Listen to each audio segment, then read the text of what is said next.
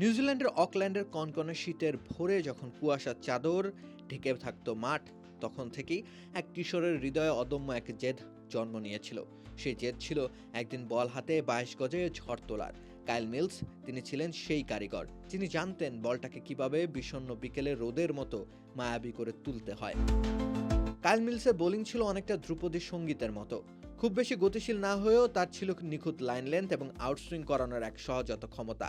পিচের এক প্রান্তে দাঁড়িয়ে যখন তিনি বলটি ছুটতেন তা বাতাসে কথা বলতো। ব্যাটসম্যানরা তার ইনসুইঙ্গার এবং আউটসুইঙ্গারের দোলাচলে বরাবরই বিভ্রান্ত হতেন। ক্যারিয়ারের শুরুতে তাকে সবসময় শেন বন্ডের মতো এক্সপ্রেস ফাস্ট বোলারদের ছায়ায় থাকতে হয়েছে। বন্ড ছিলেন ঝোড়ো বাতাস আর মিলস ছিলেন প্রশান্ত কিন্তু গভীর নদী। চোট যখন বারবার কিউই বোলিং আক্রমণকে তছনছ করে দিয়েছে, মিলস তখন হাল ধরেছেন শক্ত হাতে।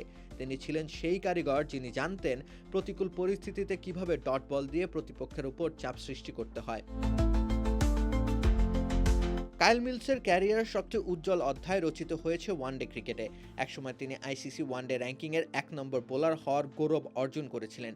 কিউইদের হয়ে ওয়ানডেতে তার 240টি উইকেট আজও তাকে ইতিহাসের অন্যতম সেরা উইকেট সংগ্রাহকের মর্যাদায় বসিয়ে রেখেছে। তবে কাইল মিলসের টেস্ট ক্যারিয়ার বড় না হওয়ার পেছনে সবচেয়ে বড় ভিলেন ছিল তার হাঁটুর চোট। টেস্ট ক্রিকেটে দীর্ঘ সময় ধরে বোলিং করার জন্য যে শারীরিক সক্ষমতা প্রয়োজন, মিলসের শরীর বরাবর তাতে বাধা হয়ে দাঁড়িয়েছে। ওয়ানডে ক্রিকেটে নিজেকে ফিট রাখার জন্য তাকে অনেক সময় টেস্ট ক্রিকেট থেকে দূরে থাকতে হয়েছে বা বাধ্য হয়ে বিশ্রাম নিতে হয়েছে।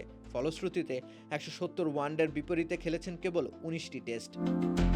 2015 সালে বিশ্বকাপে স্কোয়াডে থাকলেও মূল একাদশে খুব একটা সুযোগ মেলেনি। ঘরের মাঠে যখন নিউজিল্যান্ড প্রথমবারের মতো ফাইনাল খেলছে, ডাগ আউটে বসে থাকা মিলস হয়তো তখন তার ফেলে আসা সোনালি দিনগুলোর কথা ভাবছিলেন। সেই টুর্নামেন্টের পরপরই তিনি নীরবে বিদায় জানান আন্তর্জাতিক ক্রিকেটকে।